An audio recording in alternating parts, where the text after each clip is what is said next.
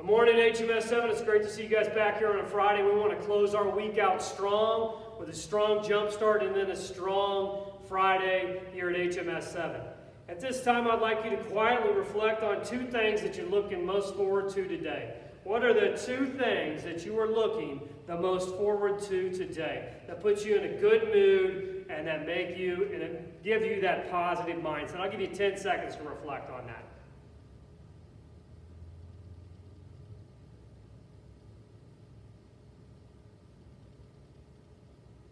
I'll tell you the two things that I'm really looking forward to today. The first one is watching you guys learn and grow inside of classrooms.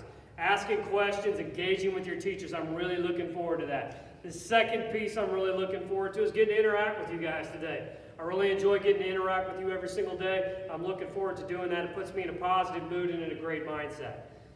With that said, we'd like to go back to our 7 habits again for the month of September. That habit is being proactive. Again, I want you to reflect right now for the next 10 seconds on what it means to be proactive and why it's important to be proactive in your life. I'll give you 10 seconds to reflect on that.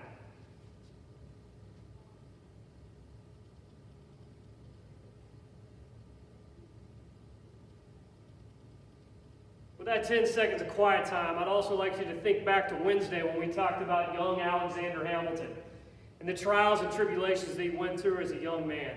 I would like you to reflect internally, inside your brain right now, on what it meant for Alexander Hamilton to be proactive and why his story and his life symbolizes the idea of being proactive. I'd like you again to reflect on Alexander Hamilton, his story that we talked about on Wednesday, and why it is a symbol of being proactive. Spend 10 seconds doing that.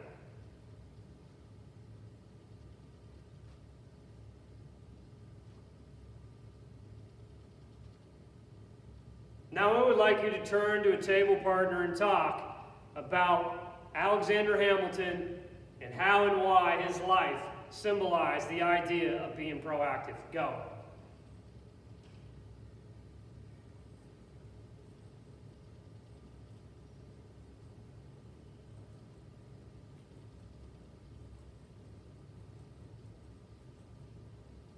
All right, 3 claps on me. 1, 2, 3.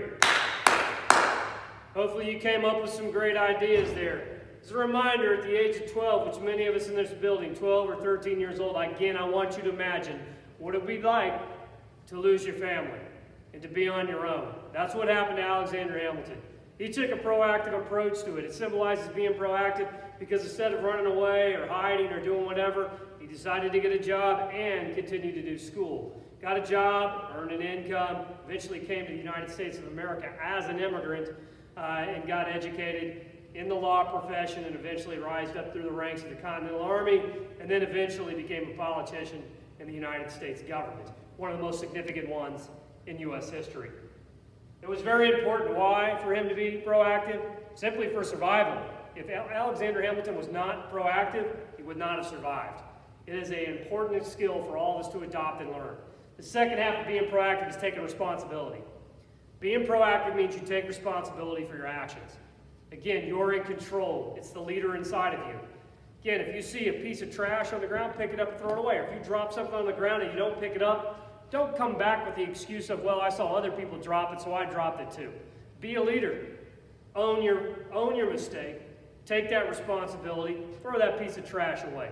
That's an easy example right there. But again, part of being proactive is also taking responsibility for your actions. We learn more from our mistakes than we do from our successes. The last piece here on being proactive is you have to have a mindset. You have to have a growth mindset that by being proactive, you'll improve in what you do. There are 4 key ways to have that growth mindset, that proactive approach to life and school in general. The one we always talk about is time and effort. In order to be successful in anything, you've got to put that time and effort in. But that is only one path to success. Remember, if you're putting time and effort in and you don't feel yourself improving, it's now time to start understanding that struggling is a positive. If you're putting that time and effort in and you don't feel yourself getting better, remind yourself that this struggle to get better is a positive experience because through struggle we improve. However, If you're continuing to struggle and you're not finding yourself successful, it is definitely time to start asking questions, not only of yourself, what other approach could I try, but also talking to your teachers. What approach could I try? What do I need to do to improve and get better? And the last piece, as I like to finish with, is having a purpose or having a why. Got to make sure you have a purpose and you have a why. You have to understand, why am I reading? Why am I doing math? Why am I learning about this? Why am I coming to school? Have that purpose, have that why. When you understand that and you have a purpose and you have a why, it makes it a lot easier to grow and get better. Last but not least, before we get on to our Fun Friday competition, is again a reminder to continue to be proactive and be where you're supposed to be, but most importantly, do what you're supposed to do. Kafudi, which I talked about earlier, means keep your hands, your feet, and all other objects to yourself. Keep your hands, your feet, and all other objects to yourself. You need to do a great job of being proactive about that because, again, your health, the health of this building, depends upon you being proactive. Wash your hands, wear your mask, keep your hands, feet, and all other objects to yourself. You do that, you're going to be safe. Again, we've got to take a proactive approach to that. Continue to do what you're supposed to do.